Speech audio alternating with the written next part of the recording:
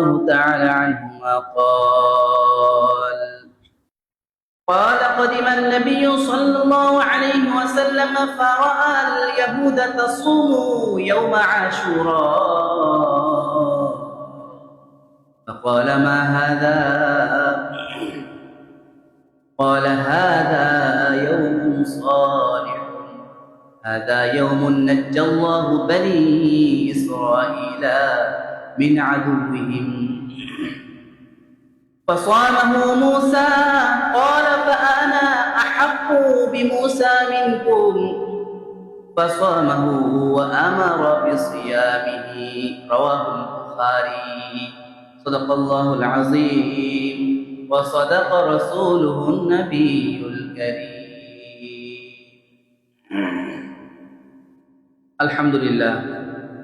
মহান আল্লাহ পাকের দরবারে লাখ শুকরিয়া যে আল্লাহ পাক রব্বুল আলামিন আমাদেরকে দয়া করে আল্লাহর পবিত্র ঘর মসজিদ পবিত্র সালাতুল জুমা আদায় করার জন্য আসার তৌফিক দান করেছেন। এই জন্য আল্লাহ পাকের দরবারে দিল থেকে শুকরিয়া আদায় করবেন আলহামদুলিল্লাহ। সম্মানিত মুসল্লিয়ান কিরাম, দেখতে দেখতে আরবি 1447 হিজরি শেষ হয়ে আরবি নববর্ষ 1448 হিজরির সূচনা হয়। মুহতারাম হাজিরিন, আজকে নতুন বছরের প্রথম মাস মুহররমের 3 তারিখ। মুহতারাম হাজিরিন, আজকে সংক্ষিপ্তভাবে ইনশাআল্লাহ মুহররম মাস এবং আশুরার ফজিলত এবং আমল সম্পর্কে আলোচনা করব, আল্লাহ তাআলা যদি তৌফিক দান করেন ইনশাআল্লাহ। মুহতারাম হাজিরিন, আমরা ইসলামী নতুন বর্ষের ফজিলতপূর্ণ মাস মুহররম মাসে অবস্থান করছি। তো এই মুহররম মাস হচ্ছে হিজরি বর্ষের প্রথম মাস, তবে হিজরি বর্ষের প্রথম মাস। এই মাস থেকেই হিজরি বছরের গণনা শুরু হয় এবং শেষ হয় জিলহজ মাসে। মুহতারাম হাজরিন, এটি ইসলামের একটি সৌন্দর্য যে বছরের শুরু এবং বছরের শেষ দুইটা মাসই সম্মানিত। কিভাবে? নবী আলাইহিস সালাতু ওয়াস সালাম হাদিসের মধ্যে বলতেছেন, আসসাতু ইসনা আশারা শাহরা, 12টা মাস মিলে একটা বছর হয়। মিনহা আরবাআতুল হুরুম, এবং এই 12টা মাসের মধ্যে 4টা মাস এমন রয়েছে যে 4টা মাস সম্মানিত মাস। এই 4টা মাস হলো যুলকাআদা, জিলহিজ্জা, মুহররম, রজব, অর্থাৎ জিলকদ, জিলহজ, মুহররম এবং রজব, এই 4টা মাস। তো দেখেন কত সুন্দর একটা বিষয় যে সম্মানিত মাসের মাধ্যমে আল্লাহ তাআলা বছর শেষ করেন, আবার সম্মানিত মাসের মাধ্যমে বছর শুরু হয়। এদিক দিয়ে জিলহজ, এদিক দিয়ে মুহররম। মুহতারাম হাজিরিন, এই মুহররম মাস আশহারুল হুরুমের অন্তর্ভুক্ত। আশহারুল হুরুম মানে হচ্ছে সম্মানিত মাস। সম্মানিত যে 4টা মাসের একটা মাস হচ্ছে মুহররম মাস। তো আল্লাহ পাক রব্বুল আলামিন কুরআন মাজিদে বলতেছেন, ইন্না ইদ্দাতাশ শুহুরি ইনদাল্লাহি 12 শাহরা। ইন্না ইদ্দাতাশ শুহুর, নিশ্চয়ই মাসের গণনা, ইনদাল্লাহ, আল্লাহ তাআলার নিকট, 12 শাহরা, কয়টা মাস বলেন? 12টা। 12টা মাসের মাধ্যমে আল্লাহ পাক রব্বুল আলামিন কি করেন? এই একটা বছর করেন। ফি কিতাবিল্লাহ, আল্লাহর কোরআনের মধ্যে যেটা আছে, ইয়াউমা খালাকাস সামাওয়াতি ওয়াল আরদ, ইয়াউম, যেদিন, খালাকাস সামাওয়াতি ওয়াল, আল্লাহ তাআলা আসমান জমিন সৃষ্টি করেছেন সেদিন থেকে। যেদিন আল্লাহ পাক রব্বুল আলামিন আসমান জমিন সৃষ্টি করেছেন সেদিন থেকে কিন্তু এই গণনার জন্য আল্লাহ পাক রব্বুল আলামিন এই 12টা মাস নির্ধারণ করে দিয়েছে ওই দিন থেকে। তো মুহতারাম হাজরিন, এই মাসগুলো যে হারাম মাস অর্থাৎ সম্মানিত মাস, এই সম্মানিত হওয়ার কারণ কি? কি কারণে এই মাসগুলোকে সম্মানিত বলা হয়েছে? ইমাম আবু বকর জাসসাস রাহমাতুল্লাহ আলাইহি তিনি বলতেছেন যে দুটি কারণে এই 4টি মাসকে হারাম বলা হয়েছে বা সম্মানিত বলা হয়েছে। কয়টি কারণে বলেন? 2টি কারণ। 1 নম্বর হচ্ছে এই 4টা মাসে যুদ্ধ ইত্যাদি হারাম। কখন থেকে? ওই মুশরিকদের আইয়ামে জাহেলি যুগ থেকে, মুশরিকদের সময় থেকেই এটা প্রচলন হয়ে আসছে। এই মাসে সমস্ত প্রকারের যুদ্ধ ইত্যাদি এগুলো কি হারাম, এগুলো করা যাবে না। 1 নম্বর গেল। 2 নম্বর হচ্ছে এই মাসে আমল করলে, এই মাসে আমল করলে এর প্রতিদান আল্লাহ তাআলা অনেক বড় ভাবে দিয়ে থাকেন। এই মাসে কেউ যদি আমল করে তো এর প্রতিদান আল্লাহ তাআলা অনেক বড় ভাবে দিয়ে থাকেন, অনেক বড় প্রতিদান দান করেন আল্লাহ পাক রব্বুল আলামিন। মুহতারাম হাজরিন, খুব খেয়াল করেন, এই মাসে যেরকম আমল করলে যেরকম ফজিলত বেশি, ঠিক তদ্রুপ এই মাসে কেউ যদি গুনাহ করে, এই 4টা মাসে ফজিলতপূর্ণ মাসগুলোতে কেউ যদি গুনাহের কাজ করে, তাহলে গুনাহটাও কিন্তু আল্লাহ তাআলা বেশি হয়ে যাবে, গুনাহ ভয়াবহতাটাও বেশি হয়ে যাবে। মুহতারাম হাজরিন, এই 4 মাসকে হারাম বা সম্মানিত ঘোষণা করার কয়েকটা হিকমত আছে। এর মধ্যে 1 নম্বর হচ্ছে, খেয়াল করেন, এই 4টা মাসের একটা মাস হচ্ছে জিলহজ মাস। যে জিলহজ মাসে হাজিরা হজ করেন। হাজিরা কি করেন? হজ পালন করেন। বহু দূর দূরান্ত থেকে হাজিরা আসেন হজ পালন করতে। অনেকেই জিলকদ মাসে চলে আসেন। হজের আগের 1 মাস এবং পরের 1 মাস দেখেন, জিলহজ মাসের আগের 1 মাস মানে জিলকদ মাস, আর পরের 1 মাস মানে মুহররম মাস। দূর দূরান্ত থেকে আসা যাওয়ার নিরাপত্তার জন্য হজের 1 মাস আগের মাস এবং হজের পরের মাস, মোট হজের মাস 3 মাস, এই 3 মাসকে হারাম করা হয়েছে, সম্মানিত করা হয়েছে, যুদ্ধ ইত্যাদি নিষেধ করা হয়েছে, যেন মানুষ নিরাপত্তার সাথে হজ কার্য যেন সম্পাদন করতে পারে। আশা করি বুঝতে পারছেন। তাহলে বলতে পারেন যে হুজুর, তাইলে রজব মাসে কি জন্য তাহলে সম্মানিত করা হয়েছে? তো এই যে 3টা মাস আছে, এই 3টা মাস তো মানুষ হজের জন্য নির্দিষ্ট করা হয়। 3টা মাসকে মানুষ হজ করতে যায়। ওইদিকে রজব মাসও একটা নির্দিষ্ট করা হয়েছে মানুষ যেন শান্তি উমরা পালন করতে পারে, মানুষ যেন কি উমরা পালন করতে পারে। এটা আল্লামা ইবনুল কাসির রহমাতুল্লাহ আলাইহি তাফসীর ইবনে কাসিরের 4 নম্বর খণ্ডের 148 নম্বর পৃষ্ঠায় তিনি উল্লেখ করেছেন এই হিকমত, সম্মানিত করার হিকমত। 2 নম্বর যেটা হিকমত আমরা পাই, মুহররম, বিশেষ করে এই মুহররম মাস, এই মুহররম মাস আল্লাহ তাআলার নিকট একটা সম্মানিত মাস। এমনকি হাদিসে আছে, নবী আলাইহিস সালাতু ওয়াস সালাম বলতেছেন, শাহরুল্লাহিল মুহররম, মুহররম হচ্ছে শাহরুল্লাহ, আল্লাহ তাআলার মাস।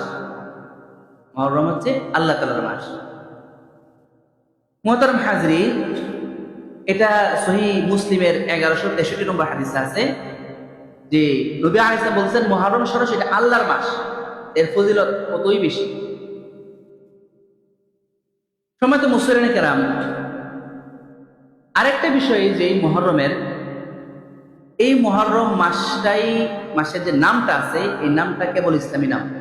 এর মানে আরবি যে 12টা মাস আছে, এই 12টা মাসের মধ্যে শুধু এই মুহররম মাসটাই ইসলামী হিসেবে নির্দিষ্ট করা হয়েছে। বাকি যে 11টা মাস আছে, এই নামগুলো ইসলাম আসার আগে হয় না, ইসলাম আসার আগে ছিল, জাহিলি যুগের নাম ছিল। তো জাহিলি যুগে যে নামে যে মাসকে নামকরণ করা হয়তো, ইসলাম আসার পরে পুরো পরিবর্তন করা হয় নাই, জাহিলি যুগের নামগুলোকে বহাল রাখা হয়েছে। কিন্তু মুহররম মাস, এই মুহররম মাস ইসলাম আসার পরে রাখা হয়েছে। তাহলে বলতে পারেন, তাহলে মুহররম মাসের আগে নাম কি ছিল?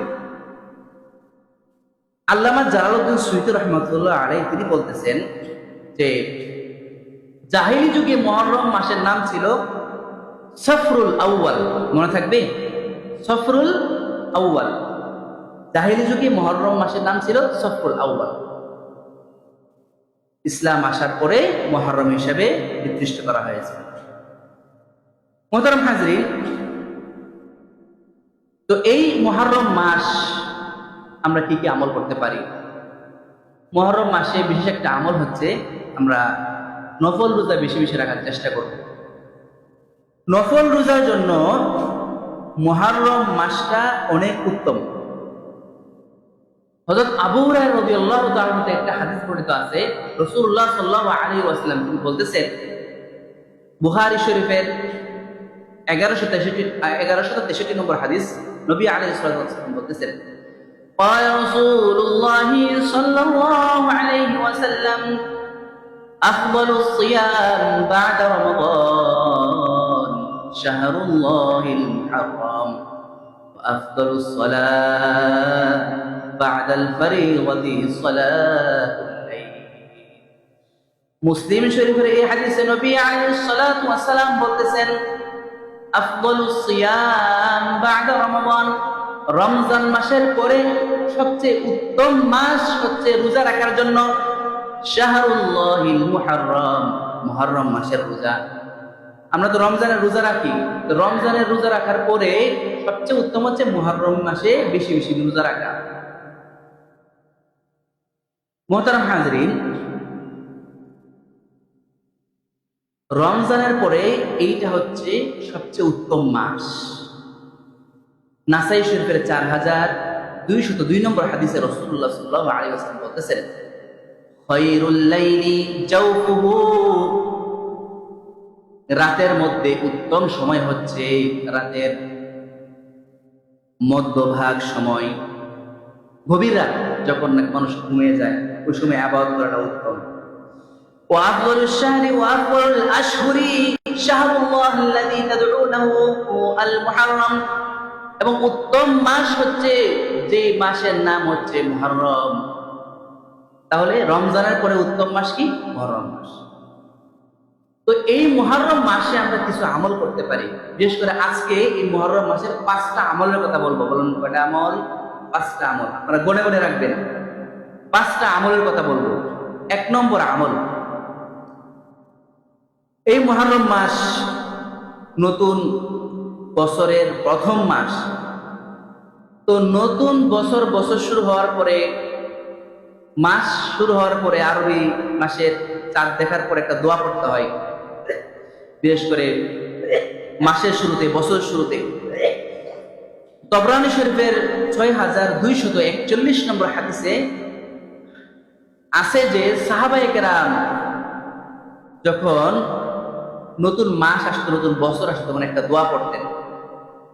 দোয়াটা হচ্ছে, আল্লাহুম্মা আদখিলহু আলাইনা বিল আমনি ওয়াল ঈমানি ওয়াস সালামাতি ওয়াল ইসলামি ওয়া জিওয়ারিন মিনাশ শাইতানি ওয়া রিওয়ানিন মিনার রাহমান। এই দোয়াটা পড়তেন। তো আমরা 1 নম্বর আমল এই দোয়াটা করতে পারি।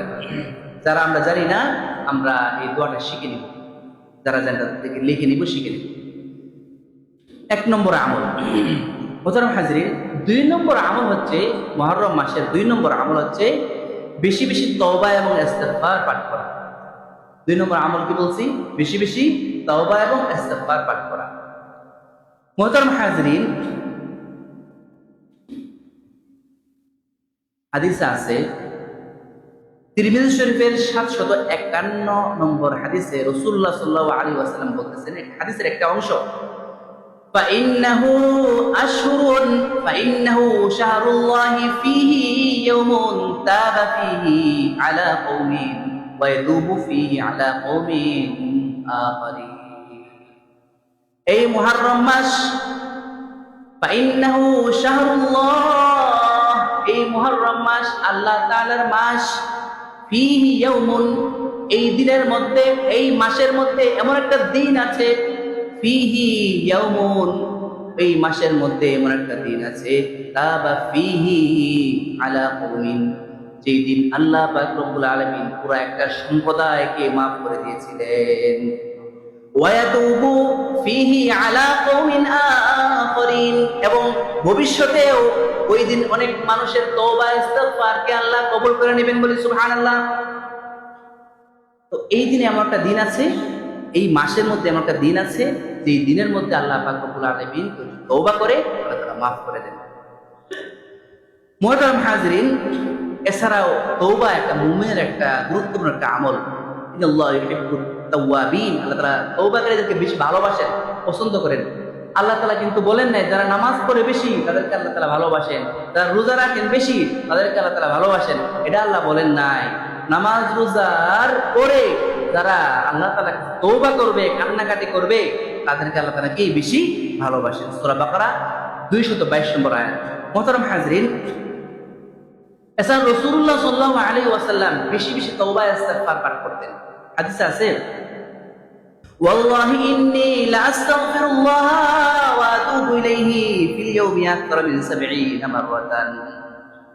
নবী আলাইহিস সালাম বলতেছেন, আল্লাহর কসম, আমি প্রতিদিন 70 বারেরও বেশি আল্লাহ তাআলার নিকট ইস্তিগফার পাঠ করি, ক্ষমা চাই। যে নবীর আগের এবং পিছনের সমস্ত গুনাহ মাফ, যে নবীর আগের এবং পিছনের সমস্ত গুনাহ মাফ, ওই নবী প্রতিদিন 70-এর বেশিও ইস্তিগফার পাঠ করতেন। আর আমরা কয়বার পাঠ করি? মুহতারাম হাজিরিন, এছাড়াও ইস্তিগফারের অনেক ফজিলত আছে। কেউ যদি নিয়মিত ইস্তিগফার পাঠ করে, হাদিসে আছে, قال رسول الله صلى الله عليه وسلم من لزم الاستغفار جعل الله من كل ضيق مخرجا ومن كل هم فرجا ورزقه من حيث لا يحتسب। যে ব্যক্তি ইস্তিগফারকে লাজিম করে নেবে, আবশ্যকীয় করে নেবে, গুরুত্বের সাথে প্রতিদিন ইস্তিগফার পাঠ করবে, আল্লাহ তাআলা তার সমস্ত বিপদ আপদ থেকে বের হওয়ার রাস্তা আল্লাহ তাআলা তাকে বলে দিবেন, এবং কি সমস্ত প্রকারের পেরেশানি দুঃখ থেকে আল্লাহ তাআলা তাকে মুক্তি দান করবেন। ওয়ারাযাকাহু মিন হাইযু লা ইয়াহতাসিব, এমন উৎস থেকে রিজিক দান করবেন, এমন জায়গা থেকে রিজিক দান করবেন, মিন হাইযু লা ইয়াহতাসিব, যে জায়গা থেকে রিজিক আসার তার কল্পনাও ছিল না, কল্পনার বাহির থেকে রিজিক আল্লাহ তাআলা তাকে দান করবেন। মুহতারাম হাজিরিন, মুহররম মাসের কয়টা আমলের কথা বললাম? 2টা আমলের কথা বললাম। 3 নম্বর আমল, বেশি বেশি রোজা রাখা। মুহররম মাসে বেশি বেশি কি করা? রোজা রাখা। নবী আলাইহিস সালাতু ওয়াস সালাম বলতেছেন, قال رسول الله صلى الله عليه وسلم أفضل الصيام بعد رمضان شهر الله المحرم। হাদিসটা আগেও বলেছি, রমজানের পরে সর্বোত্তম রোজা রাখার জন্য মাস হচ্ছে এই মুহররম মাস। তাহলে 3 নম্বর আমল গেল। কয় নম্বর আমল গেল? 3 নম্বর। 4 নম্বর আমল, বেশি বেশি নেক আমল করা। এই মুহররম মাসে বেশি বেশি কি করা? নেক আমল করা। মুহতারাম হাজিরিন, দেখেন, হারাম যে মাসগুলো আছে, সম্মানিত যে মাসগুলো আছে, এই হারাম মাসগুলোর মধ্যে সম্মানিত মাসগুলোর একটি বৈশিষ্ট্য হচ্ছে, এই মাসগুলোতে যে বেশি বেশি ইবাদত করবে, যে যে যে এই মাসগুলোতে ইবাদতের প্রতি বেশি গুরুত্ব দিবে, আল্লাহ তাআলা বাকি যে মাসগুলো আছে এই মাসগুলোতে আল্লাহ তাআলা তাকে বেশি বেশি ইবাদত করার তৌফিক দান করবেন। এই 4টা মাস যদি নিজের থেকে বেশি ইবাদত করতে পারি, বাকি মাসগুলোতে ইবাদত করার তৌফিক আল্লাহ তাআলা দিয়ে দিবেন। সহজ, খুব সহজ হয়ে যাবে ইবাদতের তৌফিক। মনে থাকবে তো ইনশাআল্লাহ? কয় নম্বর আমলগুলো বললাম? 4। মাশাআল্লাহ। 4 নম্বর আমলগুলো। 5 নম্বর শেষ আমল, মুহররম মাসে গুনাহ বর্জন করা। এই মাসে এমনিতে গুনাহ থেকে বেঁচে থাকবই, কিন্তু এই মাসে বেশি থেকে বেশি গুনাহ থেকে বাঁচার চেষ্টা করা, নিজেকে বেশি থেকে বেশি গুনাহ থেকে মুক্ত রাখা। আল্লাহ তাআলা সূরা তাওবার 36 নম্বর আয়াতে বলতেছেন, ফালা তাজলিমু ফিহিন্না আনফুসাকুম, তোমরা এই সম্মানিত মাসগুলার মধ্যে নিজের উপরে জুলুম করিও না। জুলুম মানে কি? এই জায়গায় এই আয়াতের মধ্যে যে সূরা তাওবার 36 নম্বর আয়াতের এই অংশের মধ্যে জুলুম দ্বারা উদ্দেশ্য, এই ইমাম তাবারী রাহমাতুল্লাহ আলাইহি তাফসীর তাবারীর 14 নম্বর খণ্ডের 237 নম্বর পৃষ্ঠায় নিয়ে আসছে যে ফাইন্না মা'নাহু লা তা'সাল্লাহ ফিহা, এই মাসগুলোতে আল্লাহ তাআলা নাফরমানি না করা, গুনাহ তো না হওয়া। তো মুহতারাম হাজির, এই মুহররম মাসে কয়টা আমলের কথা বললাম? 5টা আমল। তো এই মুহররম মাসের মধ্যে একটা দিন আছে যে দিনটা খুব ফজিলতপূর্ণ দিন। এটা হচ্ছে মুহররমের 10 তারিখ। কারণ কয় তারিখ? 10 তারিখ। এই 10 তারিখ হচ্ছে সাধারণত আমরা আশুরার দিন বলে থাকি। তো এই আশুরার দিন এর ফজিলত কি? এই আশুরার দিনটা কিভাবে আসলো? মুহতারাম হাজরিন, হাদিস শরীফে আছে ইবনে আব্বাস রাদিয়াল্লাহু তাআলা আনহু তিনি বলতেছেন যে এই দিনে মুসা আলাইহিস সালাতু ওয়াস সালাম এবং তার অনুসারীদেরকে ফেরাউনের কবল থেকে আল্লাহ তাআলা মুক্তি দান করেন এবং ফেরাউনকে তার বাহিনী সহ পানির মধ্যে নিমজ্জিত করে ধ্বংস করে দেন এই দিন। মুহতারাম হাজরিন, যখন ইবনে আব্বাস রাদিয়াল্লাহু বলতেছেন যখন নবী আলাইহিস সালাতু ওয়াস সালাম মদিনায় আসেন, কদিমা রাসূলুল্লাহ সাল্লাল্লাহু আলাইহি ওয়াসাল্লাম আল মাদিনাতা, যখন নবীজি মদিনায় তাশরীফ আনেন, ফারা আল ইয়াহুদা তাসুমু ইয়াওমা আশুরা, তখন মদিনার ইহুদিদেরকে তিনি দেখতেছেন যে মদিনার ইহুদিরা আশুরার রোজা রাখে। নবী আলাইহিস সালাম ওই ইহুদিদেরকে জিজ্ঞেস করেন, মা হাদা, এটা কিসের রোজা, কি জন্য রোজা রাখো? ক্বালু হাদা ইয়াউমুন সালিহ, এটা একটা উত্তম দিন, ভালো দিন। হাদা ইয়াউমুন নাজ্জাল্লাহু বানি ইসরাঈলা মিন আদুবিহিম, এই দিন আল্লাহ তাআলা নাজাত দিয়েছেন, মুক্তি দান করেছেন বনি ইসরাঈলদেরকে, ফেরাউন থেকে মুক্তি দান করেছিলেন। তাহলে এই দিনের একটা বৈশিষ্ট্য পাই যে এই দিন বনি ইসরাঈলরা ফেরাউন থেকে আল্লাহ তাআলা ফেরাউন থেকে মুক্তি দান করেছেন বনি ইসরাঈলদেরকে। এটা একটা ফজিলত। 2 নম্বর, এই দিন কেউ যদি রোজা রাখে, এই দিন কেউ যদি রোজা রাখে তাহলে আল্লাহ তাআলা আগের 1 বছরের সগীরা গুনাহ মাফ করে দেন। এই মুহররমের 10 তারিখ কেউ যদি রোজা রাখে তাহলে আগের 1 বছরের সমস্ত সগীরা গুনাহ অটোমেটিক মাফ হয়ে যায়। নবী আলাইহিস সালাতু ওয়াস সালাম মুসলিম শরীফের 1162 নম্বর হাদিসে বলতেছেন, ক্বালা রাসূলুল্লাহ সাল্লাল্লাহু আলাইহি ওয়াসাল্লাম ইয়ামি ইয়াউমি আশুরা আহতাসিবু আলা আল্লাহি আন ইউকাফিরা আস-সানাতা আল্লাতী ক্বাবলাহু। নবী আলাইহিস সালাতু ওয়াস সালাম বলতেছেন, আশুরার রোজা আমি আশা রাখি আল্লাহ তাআলার কাছে আল্লাহ তাআলা পূর্বের 1 বছরের গুনাহ মাফ করে দিবেন। মুহতারাম হাজরিন, তো আমরা এই আশুর রোজা রাখার চেষ্টা করব। 2 নম্বর গেল। 3 নম্বর, এই আশুরের দিনের বৈশিষ্ট্যের মধ্যে 3 নম্বর হচ্ছে এই পবিত্র দিনে অতীতে আল্লাহ তাআলা অনেক কওমকে এই দিন মাফ করে দিয়েছে। এই 10 তারিখ, মুহররমের 10 তারিখ আশুরার দিন। এমনকি এই দিনে নূহ আলাইহিস সালামের কিস্তি নৌকা যদি পাহাড়ে থেমেছিল এই দিনে। তো এই দিনে আমরা বেশি বেশি আমল করার চেষ্টা করব। বিশেষ করে রোজার যে কথা বললাম, রোজা, নবী আলাইহিস সালাম যখন মদিনায় আসেন, আসার পরে যখন দেখলেন ইহুদিদের রোজা রাখার বিষয়ে, তখন তিনি সামাহু, হাদিস আছে সামাহু, তিনি নিজের রোজা রাখছেন। ও আমারা বিসিয়ামি, সাহাবীদেরকে রোজা রাখার জন্য নির্দেশ করেছেন, আদেশ করেছেন। এবং যখন রমজানের রোজা ফরজ হইল তখন এই আশুরার রোজা আগে যেভাবে গুরুত্বের সাথে রাখা হইতো, এমনকি কিতাবে আছে যে আশুরার রোজা নাকি রমজানের আগে ফরজ ছিল, গুরুত্বের সাথে সবাই রাখতো, খুব গুরুত্বের সাথে রাখতো। কিন্তু রমজানের রোজা আসার পরে আশুরার রোজার গুরুত্বটা একটু কি কমে যায়। এরপরও নবী সাহাবীদেরকে আদেশ করতেন যে তোমরা রোজা রাখো। এখন এই আশুরার রোজা কোন দিন?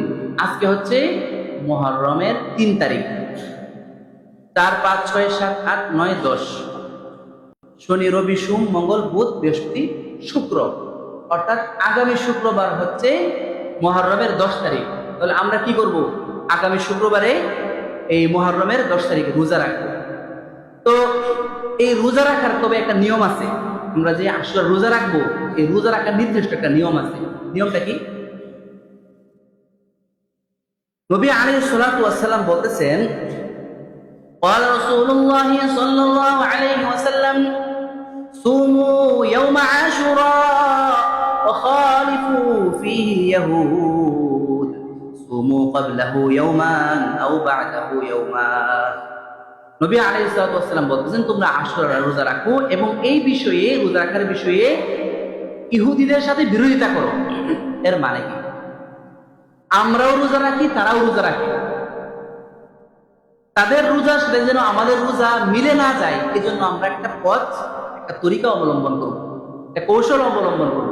এটা হচ্ছে এই মুহররমের 10 তারিখের রোজার সাথে আগের একদিনের রোজা বাড়িয়ে রাখবো, অর্থাৎ 9 এবং 10, অর্থাৎ মুহররমের 9 তারিখ রোজা রাখবো এবং 10 তারিখ রোজা রাখবো।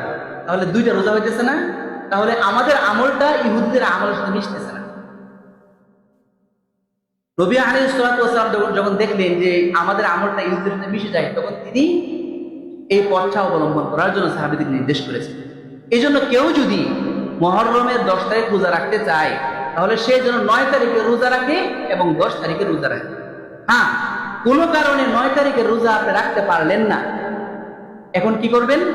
10 তারিখ এবং 11 তারিখ এই 2টা রোজা রাখবেন, তাহলেও 2টা রোজা হয়ে যাচ্ছে। তাহলে আমরা কি করব? 9, 10 অথবা 10, 11, মুহররমের 9 এবং 10 অথবা 10 এবং 11 তারিখের রোজা, এই 2টা রোজা রাখবো।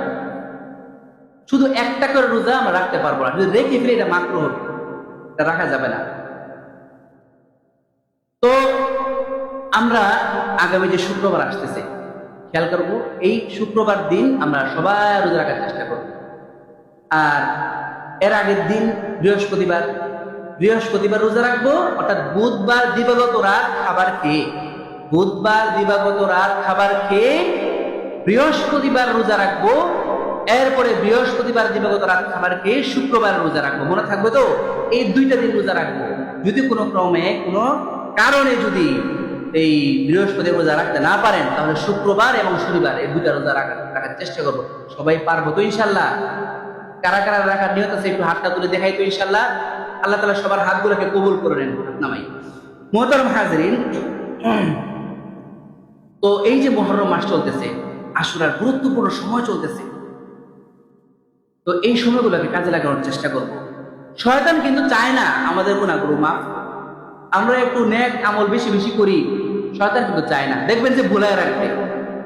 এই যে আজকে একটু আশুরার কথা মনে করলেন, রোজার কথা মনে করলেন, দেখবেন সপ্তাহের শেষের দিকে হঠাৎ করে দেখবেন মন থেকে চলে যাবে।